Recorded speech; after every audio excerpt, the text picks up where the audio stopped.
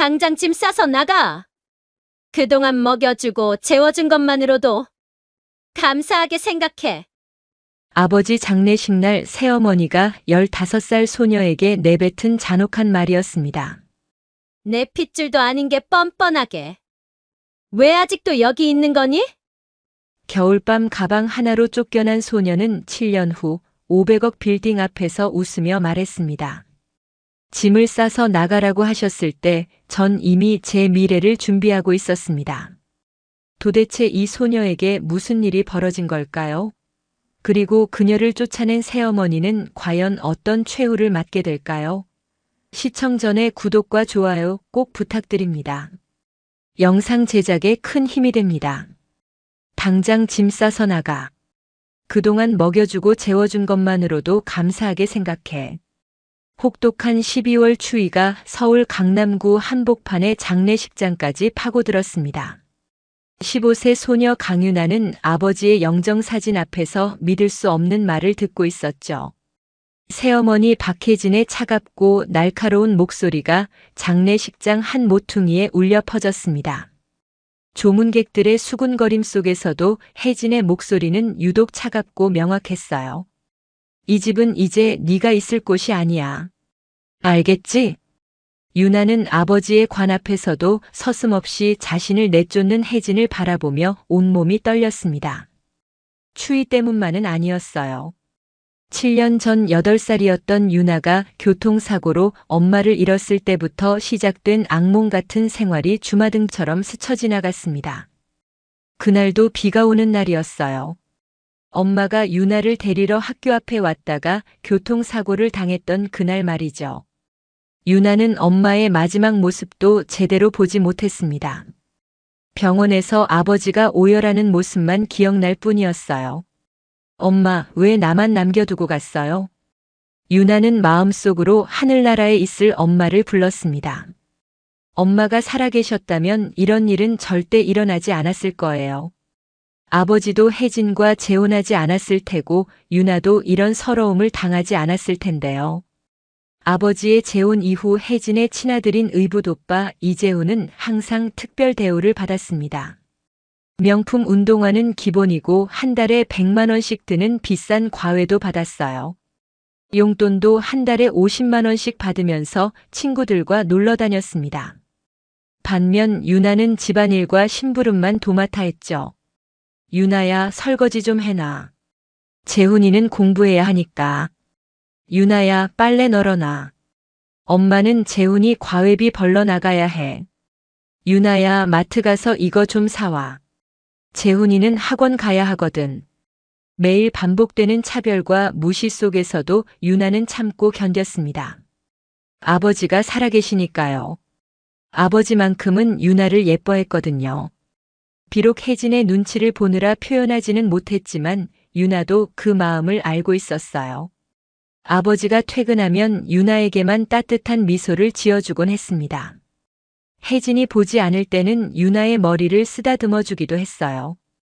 그럴 때마다 혜진의 시선이 차가워지는 걸 유나는 알고 있었습니다. 하지만 아버지의 작은 관심만으로도 유나는 모든 걸 견딜 수 있었어요. 유나는 학교에서 집으로 돌아오는 길이 항상 무거웠습니다. 집에 가면 또 어떤 일이 기다리고 있을지 몰랐거든요. 때로는 재훈이 친구들을 데려와서 유나를 무시하고 놀리기도 했어요. 야, 이게 내 여동생이야. 얘는 완전 집안일만 하는 애야. 재훈의 말에 친구들이 킥킥거리며 웃을 때마다 유나는 얼굴이 빨갛게 달아올랐습니다. 하지만 아무 말도 할 수 없었어요. 혜진이 늘 말했거든요. 재훈이 오빠니까 잘하라고요. 그런데 이제 아버지마저 세상을 떠나자 혜진은 완전히 본색을 드러냈어요. 네 아버지 장례비도 우리가 다 댔어. 이제 정말 갚을 건 갚았지? 혜진이 차가운 시선으로 유나를 훑어봤습니다. 유나의 낡은 교복과 달아빠진 운동화까지 보며 비웃는 듯한 표정을 지었어요.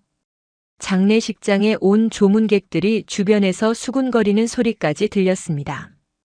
유나는 그 시선들이 너무 부끄러웠어요. 저 애가 누구지? 왜 저렇게 떨고 있어? 혹시 집안에 무슨 일이 있나? 유나는 수치심과 분노로 가슴이 터질 것 같았습니다. 하지만 아무것도 할 수 없었어요. 미성년자인 자신에게는 아무런 권한도 없었거든요. 법적으로도 혜진이 후견인이었으니 혜진의 결정을 따를 수밖에 없었습니다. 재훈아, 너도 이제 고등학생인데 이런 애가 집에 있으면 친구들 부르기도 창피하잖아. 네, 엄마. 저도 그런 생각했어요. 솔직히 불편했거든요.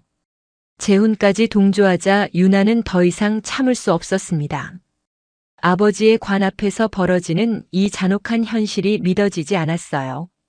재훈은 유나보다 3살 많았지만 항상 유나를 무시하고 업신여겼습니다. 엄마, 얘 때문에 우리 집안 분위기가 너무 무거워요. 제 친구들도 오기 싫어하더라고요. 재훈의 말에 혜진이 고개를 끄덕였습니다. 어머니, 제발요. 저도 아버지 딸이에요. 어디 갈 곳도 없고. 딸, 너는 그냥 얹혀 살던 애일 뿐이야. 이제 다 컸으니까 알아서 살아.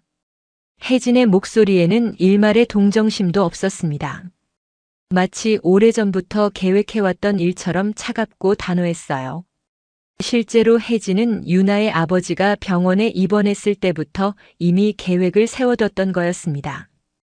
아버지가 의식을 잃고 누워있을 때 이미 각종 서류들을 정리하고 있었거든요. 아버지 유산도 다 정리됐어. 당연히 재훈 가정이니까 재훈이가 다 받는 거고 너한테 줄 건 없으니까 그렇게 알아.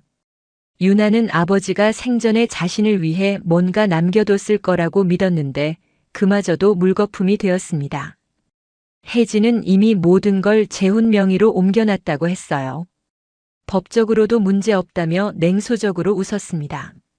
네 아버지 통장에 있던 돈도 보험금도 다 재훈이 몫이야. 당연하지 않겠어? 아버지 명의의 집까지 재훈이 상속받게 되어 있다며 혜진은 서류를 흔들어 보였어요. 유나는 그 서류가 진짜인지 가짜인지도 알 수 없었습니다. 15살 소녀에게는 너무 복잡한 법적 문제였거든요. 유나의 머릿속이 하얘졌습니다. 아버지가 자신을 위해 준비해뒀을 거라는 마지막 희망마저 사라진 순간이었어요. 정말로 이 세상에 자신의 편은 아무도 없는 걸까요? 가방 하나만 싸서 나가. 오늘 밤까지.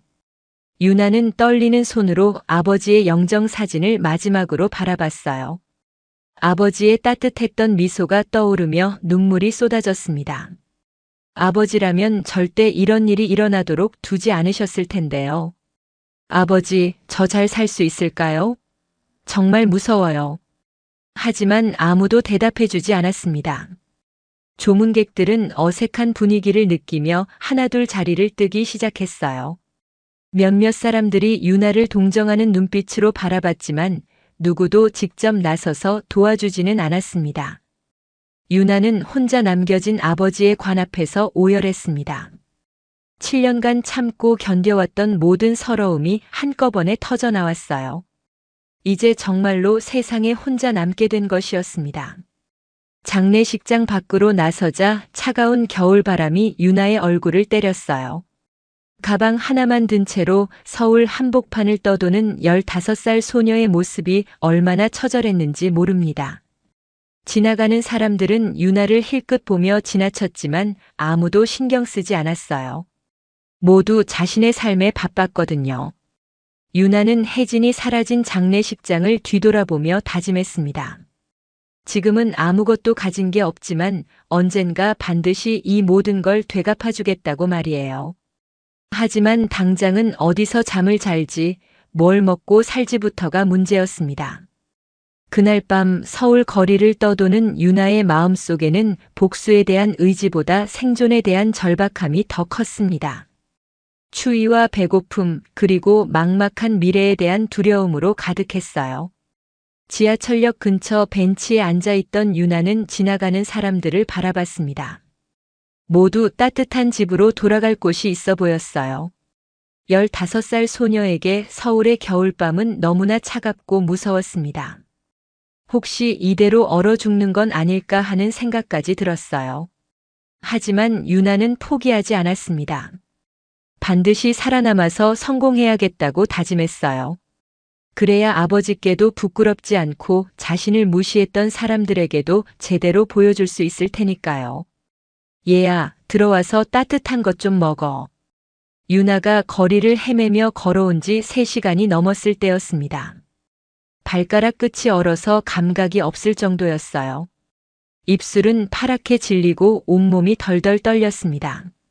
심지어 손가락도 제대로 움직이지 않을 정도로 추웠어요. 그때 작은 분식집에서 나온 따뜻한 불빛과 함께 중년 남성의 목소리가 들렸습니다. 전 괜찮아요. 유나는 고개를 저었지만 목소리가 떨리고 있었습니다. 사실 괜찮지 않았어요. 하루 종일 아무것도 먹지 못했고 추위에 온몸이 얼어붙을 것 같았습니다. 더욱이 낯선 사람의 도움을 받는다는 게 부담스러웠어요. 혹시 나쁜 사람이면 어떻게 하나 하는 불안감도 있었거든요. 분식집 사장 김정호는 유나의 창백한 얼굴과 떨리는 몸을 보고 그냥 지나칠 수 없었어요.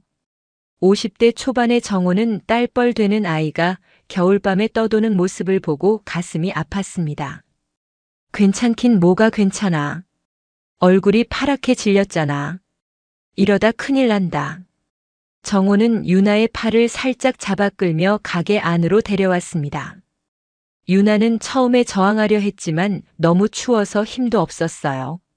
정훈의 떡볶이는 동네에서 20년째 운영해온 작은 분식집이었습니다. 크지는 않지만 항상 따뜻한 온기로 가득한 곳이었죠. 가게 안으로 들어서자 따뜻한 공기가 유나를 감쌌어요. 떡볶이 끓는 냄새와 튀김 기름 냄새가 코끝을 자극했습니다. 유나는 그제야 얼마나 배가 고팠는지 깨달았어요. 소영아, 어묵국 하나 끓여줘. 애가 얼어 죽겠어. 정호의 아내 이소영이 주방에서 나오더니 유나를 보고 깜짝 놀랐습니다. 15살 소녀가 한겨울밤에 혼자 떠돌고 있는 모습이 예사롭지 않았거든요. 소영은 40대 후반의 다정한 여성이었는데 유나를 보는 순간 모성 본능이 발동했어요. 아이고 얘야. 어디서 왔니? 부모님은 어디 계시고? 소영의 목소리는 정말로 따뜻했습니다. 7년간 혜진에게 시달리며 살았던 유나에게는 오랜만에 듣는 다정한 여성의 목소리였어요. 유나는 그 순간 엄마가 그리워져서 울음이 터져나올 뻔했습니다. 따뜻한 어묵국을 내주자 유나는 처음으로 하루 종일 먹지 못했던 걸 깨달았습니다. 아침에는 아버지 장례식 때문에, 낮에는 혜진에게 쫓겨나는 일 때문에 정신이 없어서 아무것도 먹지 못했거든요. 국물 한 모금을 마시자 눈물이 주르륵 흘러내렸어요. 몸이 녹는 것 같았습니다. 차가웠던 속이 따뜻해지면서 살아있다는 느낌이 들었어요. 맛있어요. 정말 맛있어요. 유나는 울면서 어묵국을 마셨습니다. 음식이 맛있어서가 아니라 누군가의 따뜻한 마음이 느껴져서였어요. 7년간 혜진 밑에서 살면서 이런 무조건적인 친절을 받아본 적이 없었거든요. 천천히 먹어. 뜨거우니까 대지 말고. 소영이 유나의 등을 토닥이며 위로했습니다. 유나는 이런 따뜻한 손길이 얼마나 그리웠는지 몰랐어요. 어렸을 때 엄마가 해주던 것처럼 말이죠. 괜찮니? 많이 힘들었구나. 소영의 말에 유나의 눈물이 더욱 쏟아졌습니다. 그동안 혼자 참고 견뎌왔던 모든 것들이 한꺼번에 터져 나오는 것 같았어요. 정호와 소영은 유나의 사연을 차근차근 들어봤습니다. 유나는 처음엔 망설였지만 결국 모든 이야기를 털어놨어요. 아버지의 장례식에서 쫓겨난 일부터 지금까지의 상황까지 7년간 겪었던 모든 서러움까지도요. 엄마가 돌아가시고 나서 아버지가 새어머니와 재혼하셨는데 그때부터 정말 힘들었어요. 유나는 혜진과 재훈에게 당했던 일들을 하나하나 털어놨습니다. 매일 집안일만 시키고 재훈이는 특별 대우를 받으면서 자신만 무시당했던 이야기들을요. 장례식장에서 쫓겨났다고. 15살 애를. 정호가 믿을 수 없다는 표정을 지었습니다. 아무리 새어머니라고 해도 아버지 장례식 당일에 미성년자를 내쫓는다는 건 상상할 수 없는 일이었거든요. 세상에 어떻게 그럴 수가 있지? 그것도 한겨울에. 소영도 분노와 안타까움이 섞인 목소리로 말했습니다. 두 사람은 결혼한 지 20년이 넘었지만 아이가 없었어요. 그래서 유나를 보는 순간 마음이 더욱 짠했습니다. 그럼 지금 갈 곳이 없구나? 네. 친척도 없고 아는 사람도 없어요. 엄마 쪽 친척들은 엄마가 돌아가신 후로 연락이 끊어졌고요. 유나의 목소리가 점점 작아졌습니다. 막막한 현실을 말로 하니 더욱 절망스러웠어요. 정말로 세상에 자신 혼자 남겨진 것 같았습니다. 돈은 있니? 아니요. 용돈도 안 주셨거든요. 정우와 소영은 서로 눈을 마주봤습니다. 이 아이를 그냥 보낼 수는 없겠다는 마음이 들었어요. 그럼 우리 집에서 지내면 안 되겠니? 소영의 제안에 유나는 고개를 젓고 만류했어요. 아니에요. 폐만 끼쳐드릴 텐데. 그리고 저 같은 애를 도와주시면 오히려 손해만 보실 거예요. 유나는 자신감이 없었어요. 7년간 혜진에게 들었던 말들 때문이었습니다. 내가 뭘 할 수 있겠냐, 쓸모없는 애 같은 말들을 너무 많이 들어서 자존감이 바닥까지 떨어져 있었거든요. 폐가 아니야. 우리도 딸 같은 아이가 있으면 좋겠다고 생각해왔거든. 정우가 진심 어린 목소리로 말했습니다. 실제로 정우와 소영은 아이가 없어서 늘 아쉬워했거든요. 유나를 보는 순간 운명 같은 만남이라고 생각했어요. 하지만 그냥 도움만 받을 수는 없어요. 저도 뭔가 해야 해요. 유나가 자존심을 지키려 했지만 정호는 이미 계획이 있었습니다. 대신 조건이 있어. 우리 가게 일 도와주면서 용돈 벌어야 돼.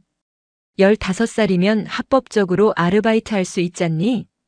정호는 유나의 자존심을 지켜주려고 일부러 조건을 걸었습니다. 그냥 도와주는 게 아니라 정당한 대가를 받고 일하는 거라고 말이에요. 정말요? 제가 할 수 있을까요? 일해본 적이 없는데요. 물론이지. 우리가 다 가르쳐 줄 테니까. 어려운 일 아니야. 소영이 유나의 손을 잡으며 미소 지었습니다. 유나의 손은 아직도 차가웠지만 점점 따뜻해지고 있었어요.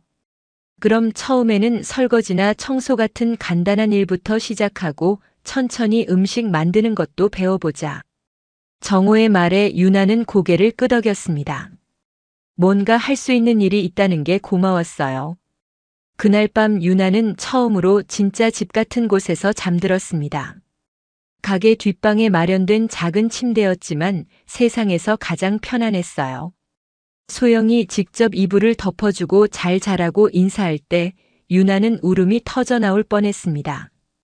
우리가 내 가족이야. 이제 걱정하지 마. 소영의 말이 유나의 마음속 깊이 새겨졌습니다. 7년간 새어머니 밑에서 눈치만 보며 살았던 유나에게 이런 따뜻한 말을 해주는 사람이 있다는 게 기적 같았어요. 내일부터 떡볶이 양념 만드는 법부터 가르쳐 줄게. 우리 비법이거든. 정호가 웃으며 말했습니다. 유나는 그날 밤 처음으로 희망이라는 것을 느꼈어요.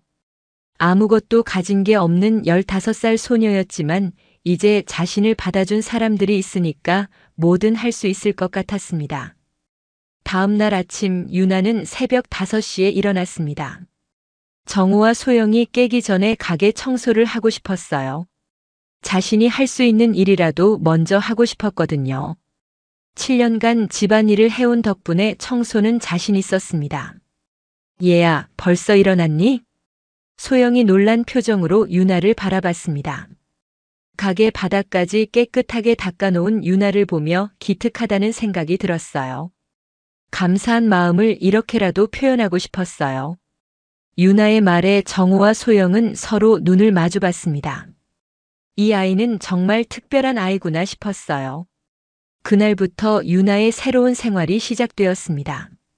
매일 새벽 5시에 일어나서 가게 청소를 하고 정우와 소영이 오면 함께 하루 준비를 했어요.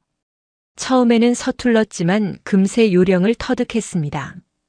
유나야, 양념에 뭘 넣었길래 이렇게 맛있지? 정호가 신기한 표정으로 유나가 만든 떡볶이를 한 입 먹어봤습니다. 분식집에서 일한 지 6개월이 지난 유나는 이미 모든 메뉴를 완벽하게 소화하고 있었어요. 처음에는 단순한 심부름부터 시작했지만 지금은 혼자서도 가게를 운영할 수 있을 정도로 성장했습니다. 매콤한 맛 뒤에 단맛이 살짝 돌면서 중독성이 있게 만들어 봤어요. 유나는 기존 레시피에 자신만의 아이디어를 조금씩 더해갔습니다.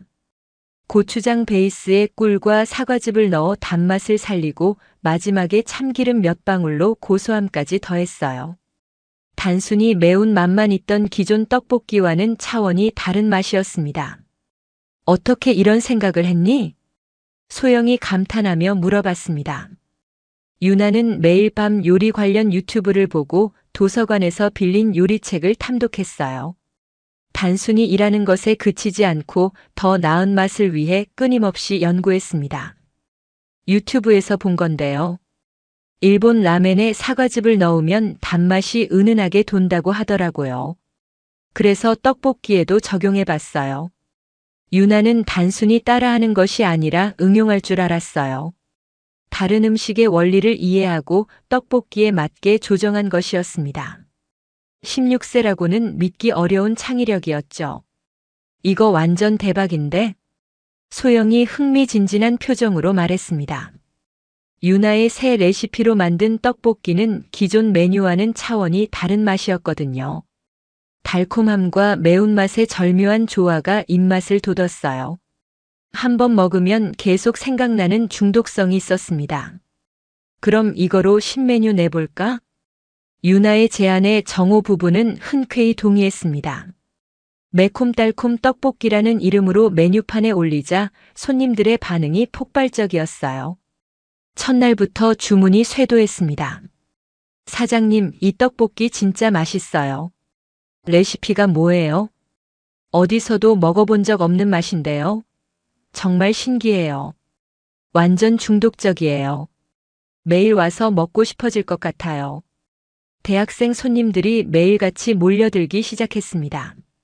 소문이 소문을 낳으면서 동네 맛집으로 입소문이 퍼져나갔어요. 유나는 여기서 멈추지 않았습니다.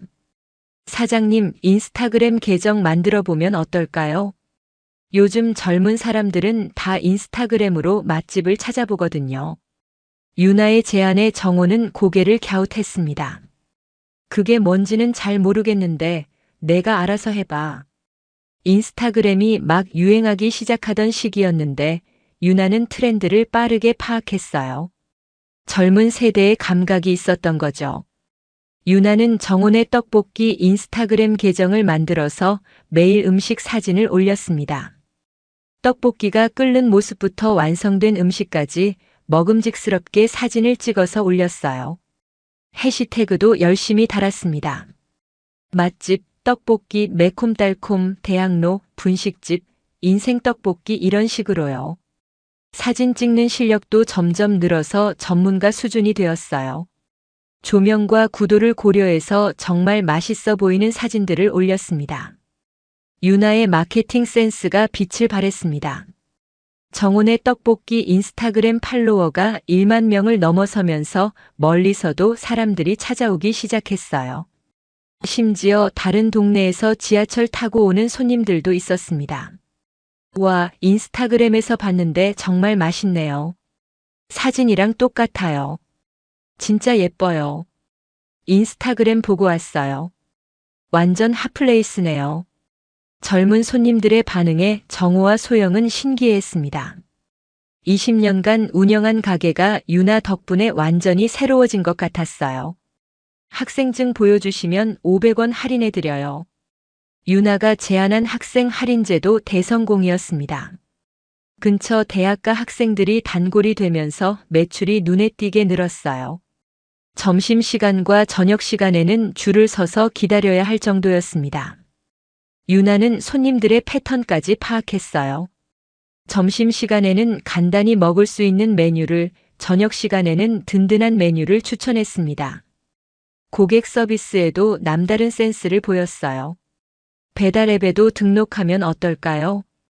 배달 앱이 막 활성화되던 시기였는데 유나는 트렌드를 빠르게 파악했습니다.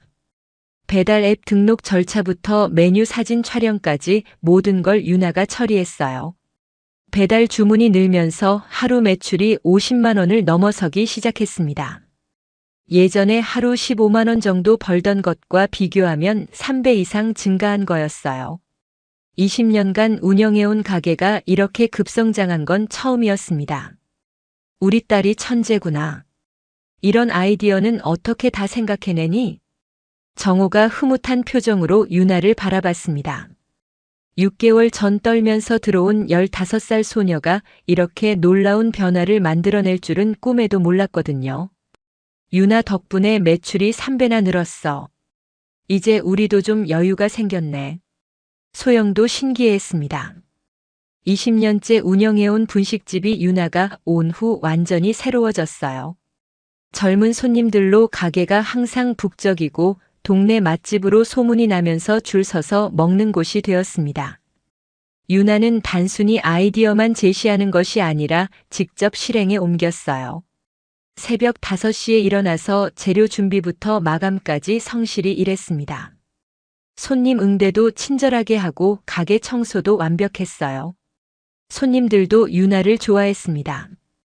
16세 소녀가 이렇게 열심히 일하는 모습이 기특해 보였거든요.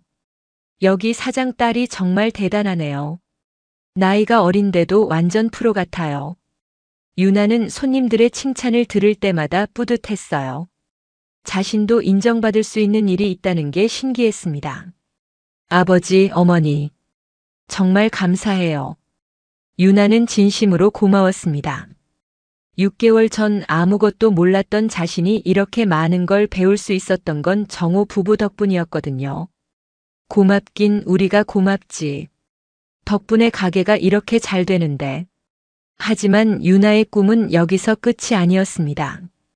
매일 밤 경영 관련 책을 읽으며 더 큰 사업에 대해 공부했어요.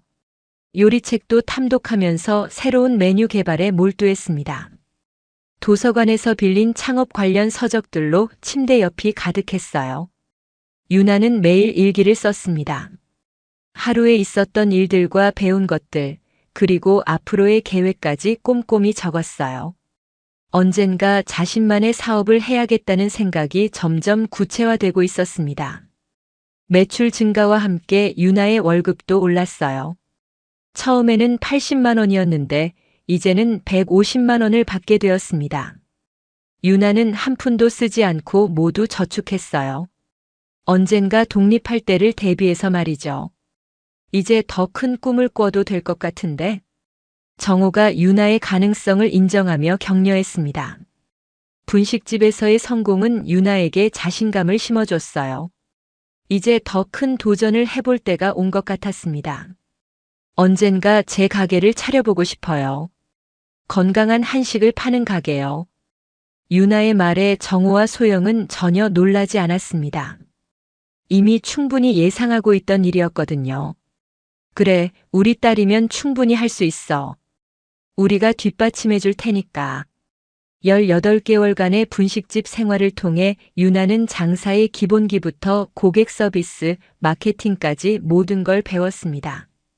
이제 독립할 준비가 되었어요. 사장님, 이 자리 임대료가 얼마예요? 18세가 된 유나는 정원의 떡볶이에서 200m 떨어진 상가 건물을 보며 문의했습니다. 1층에 위치한 15평 남짓한 공간이었는데 유나의 눈에는 완벽한 입지로 보였어요. 근처에 직장인들이 많이 다니고 대학교도 가까워서 고객층이 다양했습니다.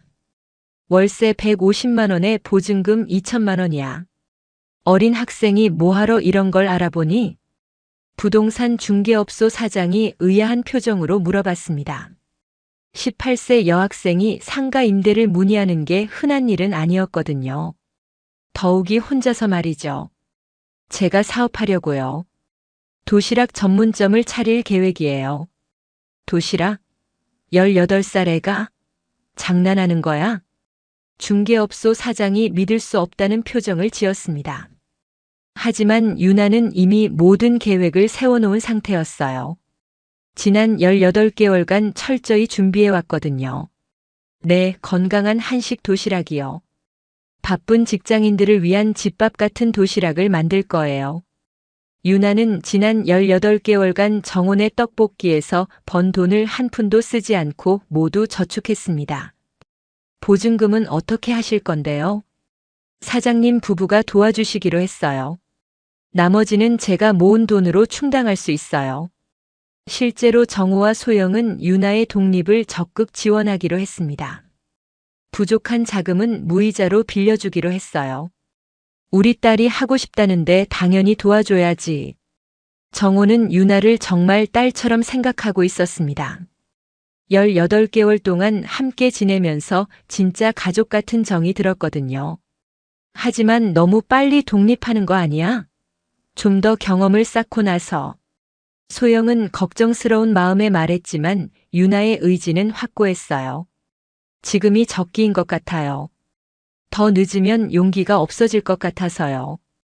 유나는 이미 사업 계획서까지 작성해 놓았습니다. 목표 고객층, 메뉴 구성, 마케팅 전략까지 상세하게 계획했어요. 18살이라고는 믿기 어려울 정도로 체계적이었습니다. 유나 키친이라는 상호로 건강한 한식 도시락 전문점을 운영할 거예요. 바쁜 현대인을 위한 집밥 같은 도시락이 컨셉이에요.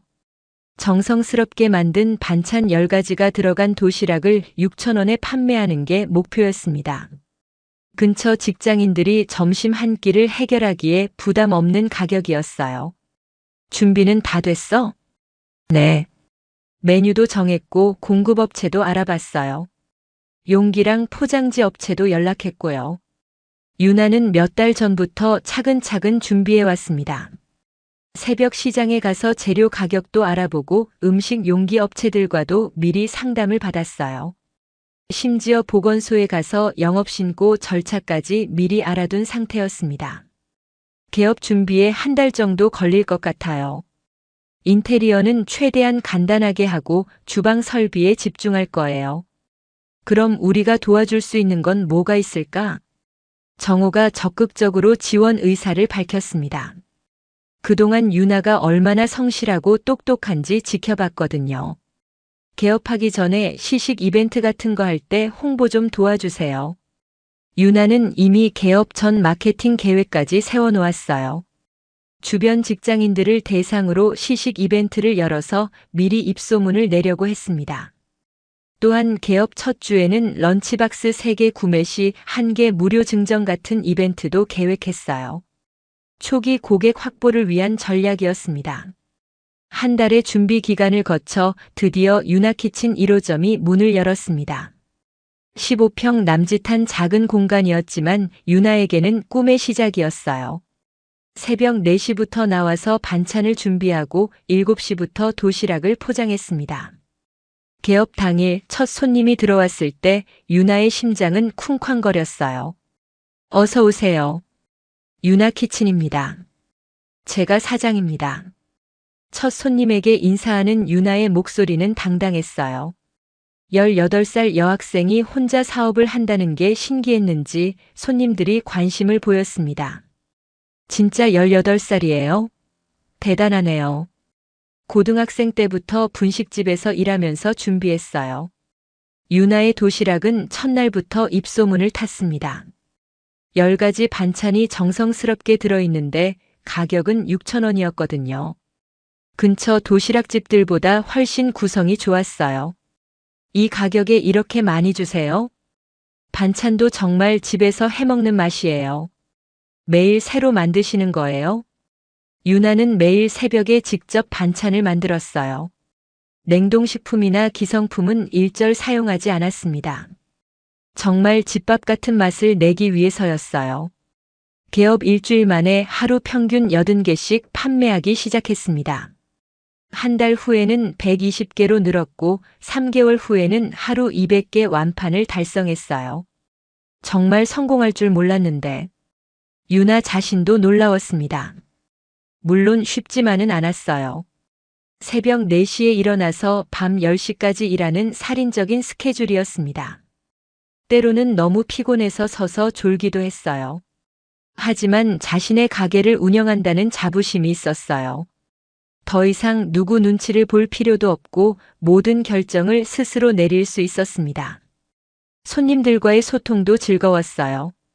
맛있다고 칭찬해주는 손님들을 볼 때마다 보람을 느꼈습니다. 사장님, 이 나물 무슨 나물이에요? 집에서도 해먹고 싶어요. 도라지 나물이에요. 레시피 알려드릴까요? 유나는 손님들과의 대화를 통해 메뉴 개발 아이디어도 얻었어요. 어떤 반찬을 좋아하는지, 어떤 맛을 원하는지 파악해서 메뉴에 반영했습니다. 유나야, 몸은 괜찮니? 너무 무리하는 거 아니야? 소영이 걱정스럽게 물어봤지만 유나는 행복했어요. 괜찮아요. 제가 하고 싶던 일이니까요. 6개월이 지나자 유나키친은 동네 유명 맛집이 되었어요. 직장인들 사이에서 입소문이 나면서 점심시간에는 줄을 서서 기다려야 할 정도였습니다. 월 매출도 3천만 원을 넘어서면서 안정적인 수익을 올리고 있었어요. 18살 소녀가 혼자 이룬 성과치고는 놀라운 것이었습니다. 유나 사장님, 투자 제안 좀 드리고 싶은데요. 유나키친을 운영한 지 1년이 지난 어느 날 깔끔한 정장을 입은 중년의 사업가가 찾아왔습니다. 이미 유나키친은 동네 맛집을 넘어서 지역 전체에서 유명한 도시락집이 되었어요. 하루 평균 300개씩 판매하며 월 매출 5천만 원을 기록하고 있었습니다. 투자요? 네. 저희가 자금을 지원해 드리니까 2호점, 3호점 확장하시는 게 어떨까요? 투자자는 유나키친의 성공 가능성을 높게 평가하고 있었어요. 학생이 운영하는 성공한 도시락 전문점이라는 스토리까지 더해지면서 각종 언론의 주목을 받았거든요. 지역 방송에서 10대 창업가로 조명받기도 했습니다. 유나의 성공 스토리는 많은 사람들에게 영감을 주었어요. 신중하게 생각해 보겠습니다. 유나는 성급하게 결정하지 않았어요. 지난 1년간 사업을 해보면서 확장에는 위험이 따른다는 것을 알았거든요. 하지만 기회는 놓치고 싶지 않았습니다. 정우와 소영에게 상의한 후 유나는 투자를 받기로 결정했어요. 조건도 나쁘지 않았고 투자자들이 경영에는 간섭하지 않겠다고 약속했거든요. 사업 1년 만에 투자 유치에 성공하며 2호점, 3호점을 연이어 오픈했습니다. 각 매장마다 1일 평균 200개씩 판매하면서 전체 매출이 급상승했어요. 이제 정말 사업가가 됐네. 유나는 뿌듯했습니다. 2년 전까지만 해도 장례식장에서 쫓겨났던 15살 소녀였는데 이제는 3개 매장을 운영하는 사장이 되었어요. 직원 관리부터 매장 운영까지 모든 걸 체계적으로 관리해야 했습니다. 각 매장별로 매니저를 두고 정기적으로 매장을 순회하며 품질 관리를 했어요. 프랜차이즈 문의가 쇄도하고 젊은 CEO로 각종 언론에서 주목받기 시작했습니다. 건강한 한식 도시락의 대명사로 자리 잡으면서 전국적인 인지도를 얻었어요. 유나키친 사장님, 인터뷰 요청이 들어왔는데요. 직원이 전해준 인터뷰 요청 리스트를 보니 놀라웠습니다. 경제 전문지부터 여성 잡지까지 다양한 매체에서 유나와의 인터뷰를 원했어요. 어떻게 어린 나이에 이런 성공을 거둘 수 있었나요? 포기하지 않고 끝까지 해보자는 마음이었어요. 그리고 아버지, 어머니 같은 좋은 분들을 만났던 것도 큰 힘이 됐고요. 유나의 성공 스토리는 많은 사람들에게 감동을 줬습니다. 특히 어려운 환경에 처한 젊은이들에게 희망의 메시지가 되었어요. 동시에 유나키친 브랜드의 가치도 급상승했습니다. 건강한 한식의 대명사가 되면서 유나는 19세에 연 매출 50억을 달성했어요. 직원 수만 해도 50명이 넘었고 전국에 10개 매장을 운영하게 되었습니다. 정말 꿈 같아요. 이제 시작일 뿐이에요. 직원들과 함께한 생일 파티에서 유나는 환하게 웃었습니다.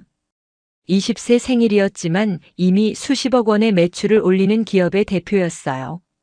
전국 체인점 확장 계획을 세우고 건강한 한식 브랜드의 선두주자로 자리매김했습니다.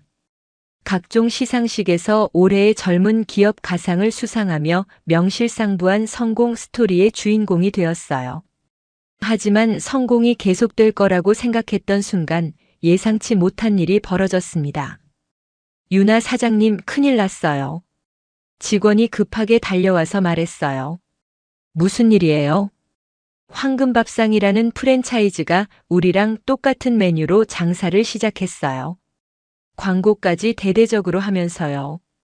유나는 황금밥상이라는 이름을 들으니 뭔가 불길한 예감이 들었습니다. 인터넷을 검색해보니 정말로 유나키친과 거의 똑같은 컨셉의 프랜차이즈가 생겨 있었어요. 엄마표 정성, 황금 같은 맛이라는 슬로건까지 유나키친과 비슷했습니다. 더 놀라운 건 대표자 이름이었어요. 이재훈? 설마. 유나의 심장이 뛰기 시작했습니다. 혹시 자신이 아는 그 재훈일까요? 더 자세히 알아보니 정말로 의붓 오빠 재훈이 운영하는 프랜차이즈였어요. 엄마, 저 애가 정말 성공했네요. 텔레비전에까지 나오더라고요. 재훈이 혜진에게 말했습니다. 유나의 성공 소식이 각종 매체를 통해 알려지면서 혜진과 재훈도 이를 알게 된 것이었어요. 처음에는 믿기지 않았습니다. 정말? 그 애가? 그 집안일만 하던 애가? 혜진도 놀라워했지만 곧 불쾌한 표정을 지었습니다. 자신이 쫓아낸 의붓딸이 이렇게 성공했다는 게 기분 나빴어요. 우리 덕분에 컸는데 이제 잘 됐다고 인사도 안 하네. 혜진은 동네 사람들에게 유나 자랑을 하면서도 뒤에서는 험담을 했어요.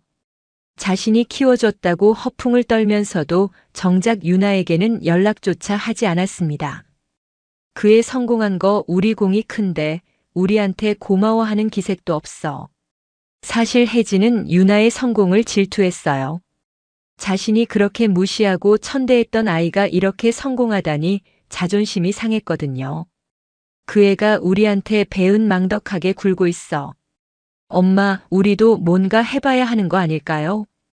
재훈은 유나의 성공을 보며 질투심이 불타올랐습니다. 자신보다 3살 어린 의붓 여동생이 이렇게 성공하다니 자존심이 상했어요. 더욱이 자신은 대학 졸업 후에도 별다른 성과 없이 집에서 놀고 있었거든요. 그래, 우리도 사업 한번 해보자. 그 애가 할 수 있는데 우리라고 못할 게 뭐야? 혜진과 재훈은 아버지 유산으로 받은 돈을 종자돈 삼아 황금밥상 프랜차이즈를 시작했습니다. 유나의 한식 도시락 아이디어를 완전히 베껴서 말이죠. 엄마표 정성, 황금 같은 맛. 슬로건까지 유나키친과 거의 똑같았습니다. 메뉴 구성도 비슷하게 만들고 심지어 포장 디자인까지 따라했어요. 유나키친의 성공 모델을 그대로 복사한 것이었습니다. 무조건 성공하는 프랜차이즈라고 광고하면서 전국의 가맹점주를 모집했습니다. 화려한 광고와 허위 과장으로 단기간에 200개 가맹점을 모집했어요. 월 수익 500만 원 보장. 실패 확률 제로. 6개월 안에 투자금 회수 가능. 이런 과장된 광고를 내세우며 많은 사람들을 현혹했습니다. 가맹비도 유나키친보다 훨씬 저렴하게 책정해서 가맹점주들을 유혹했어요. 하지만 실상은 완전히 달랐습니다. 조악한 재료로 음식을 만들고 가맹점 운영에 대한 제대로 된 교육도 없었어요. 본사 지원도 거의 없다시피 했습니다.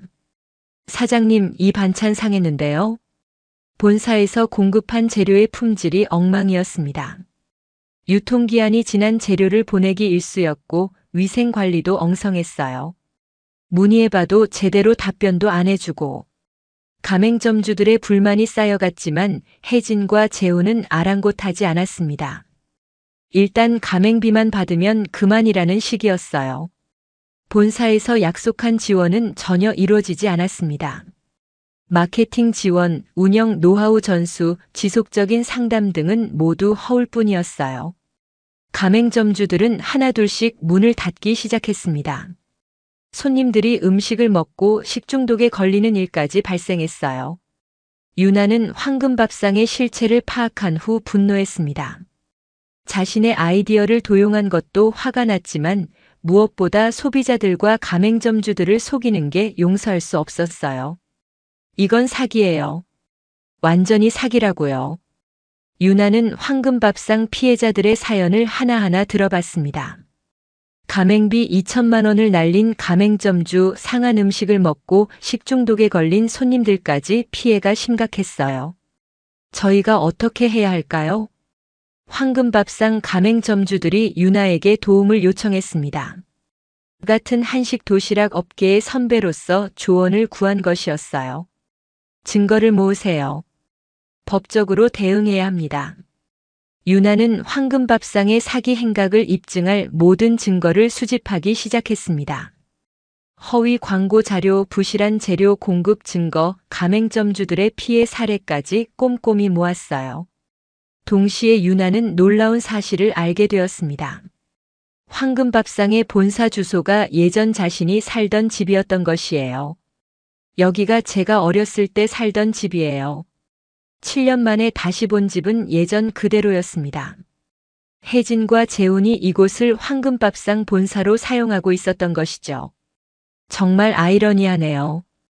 유나는 복잡한 심경이었습니다. 어렸을 때 쫓겨났던 그 집에서 지금은 자신을 해치려는 사업을 하고 있다니요. 하지만 이번에는 더 이상 15살 소녀가 아니었습니다. 22세가 된 유나는 연매출 100억 원의 기업을 운영하는 성공한 사업가였어요. 더 이상 당할 수만은 없었습니다. 이번엔 제가 끝장을 내겠습니다. 유나는 완벽한 복수 계획을 세우기 시작했습니다.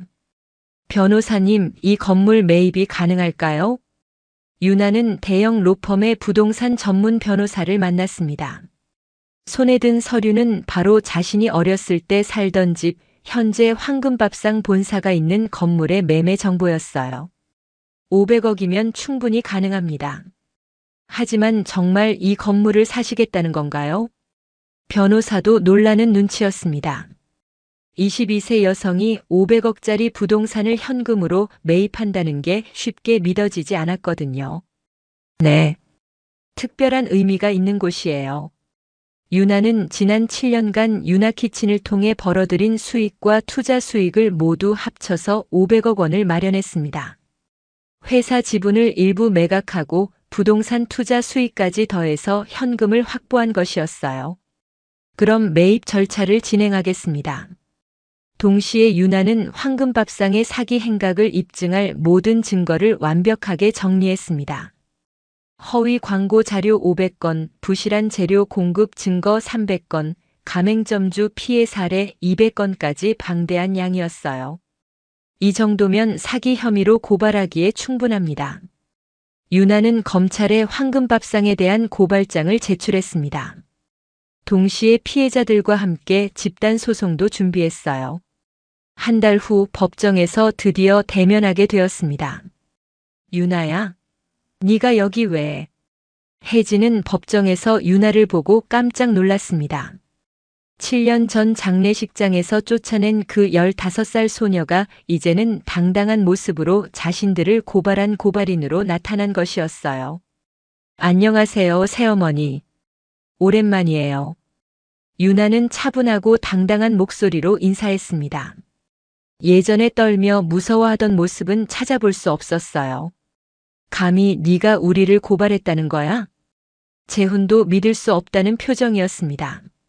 자신들보다 어린 의붓 여동생이 이런 일을 벌였다는 게 충격적이었거든요. 네. 황금밥상의 사기 행위를 고발했습니다. 법정에서 황금밥상의 모든 범죄 사실이 명확히 드러났습니다. 허위 광고로 가맹점주들을 기만한 사기죄, 부실한 재료 공급으로 인한 업무방해죄, 식품위생법 위반까지 죄목이 수두룩했어요. 피고인들은 무조건 성공한다고 허위 광고를 하며 200여 명의 가맹점주들을 기만했습니다. 검사가 기소장을 읽어내려가는 동안 혜진과 재훈의 얼굴은 점점 파래졌습니다. 그동안 먹여주고 재워준 것도 모르고 배은망덕하게. 혜진이 변명하려 했지만 판사가 제지했어요. 피고인은 조용히 하십시오. 유나는 증인석에서 담담하게 증언했습니다. 짐을 싸서 나가라고 하셨을 때 전 이미 제 미래를 준비하고 있었습니다. 그때의 고통이 지금의 저를 만들었어요. 유나의 증언은 법정을 감동시켰습니다. 피해자들의 증언도 이어졌습니다. 가맹비 2천만 원을 날리고 가게도 문 닫았어요. 황금밥상 때문에 인생이 망가졌습니다. 상한 재료로 만든 음식을 먹고 식중독에 걸렸어요. 병원비만 수백만 원 들었습니다. 증언이 이어질수록 혜진과 재훈의 죄상이 더욱 명확해졌어요. 판결이 내려졌습니다. 피고인 박혜진, 이재훈에게 사기죄 등으로 징역 3년, 전 재산 몰수를 선고합니다. 혜진과 재훈은 전 재산을 몰수당하고 실형을 선고받았어요. 그들이 황금밥상으로 벌어들인 돈은 모두 피해자들에게 배상금으로 지급되었습니다. 판결 후 유나는 변호사와 함께 그 건물 앞에 섰습니다. 계약서에 서명하시면 됩니다. 유나는 떨리는 손으로 매매 계약서에 서명했어요. 7년 전 쫓겨났던 바로 그 집을 500억에 매입한 것이었습니다. 이제 이 건물은 제 것이에요.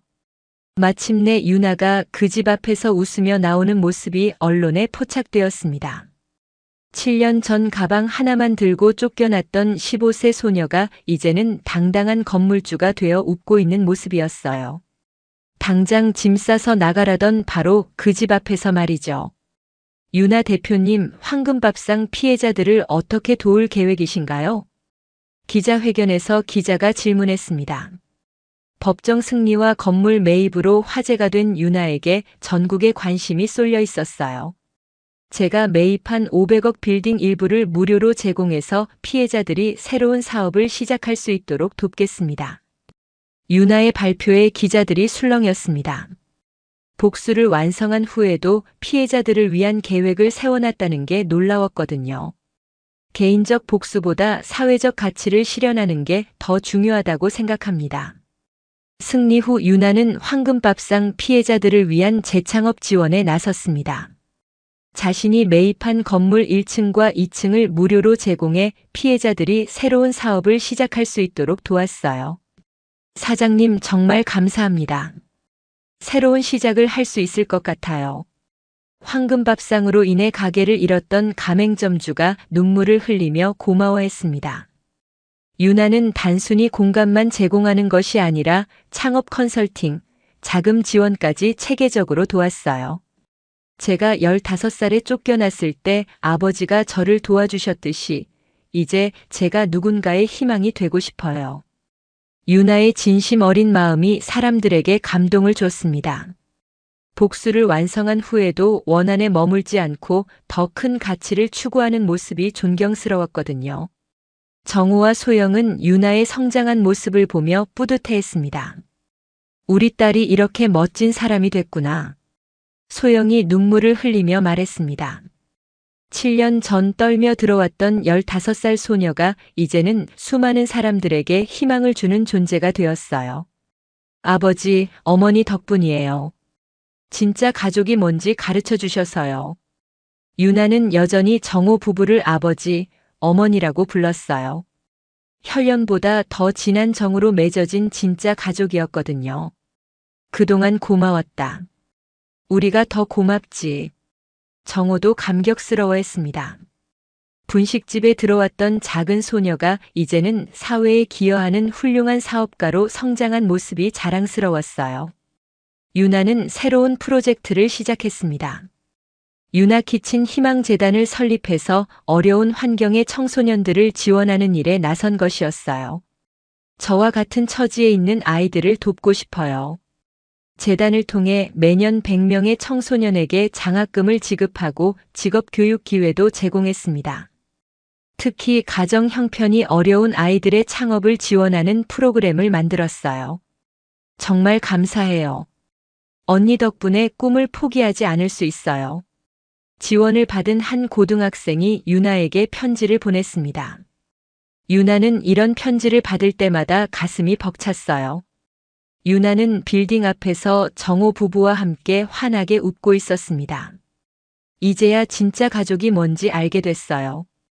그리고 제가 진짜 해야 할 일도요. 유나의 말에 정호와 소영이 고개를 끄덕였습니다. 너가 정말 자랑스럽다. 7년 전 장례식장에서 쫓겨났던 15살 소녀는 이제 연매출 500억 원의 기업을 운영하는 성공한 사업가가 되었어요. 하지만 더 중요한 건 돈이나 성공이 아니라 어려움에 처한 사람들을 돕는 것이 진정한 성공임을 깨달았다는 것이었습니다.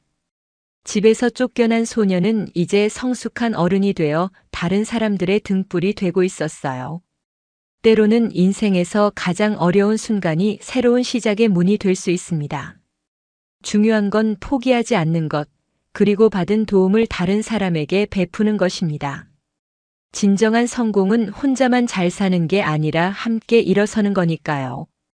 여러분도 오늘 작은 친절 하나로 누군가의 인생을 바꿀 수 있다는 걸 기억해 주세요. 가장 아름다운 복수는 더 나은 사람이 되는 것이고, 가장 값진 승리는 다른 사람을 일으켜 세우는 것이니까요. 오늘 이야기가 좋으셨다면 구독과 좋아요, 알람 설정 잊지 마시고 소중한 댓글 하나가 큰 힘이 됩니다. 시청해 주셔서 진심으로 감사드립니다.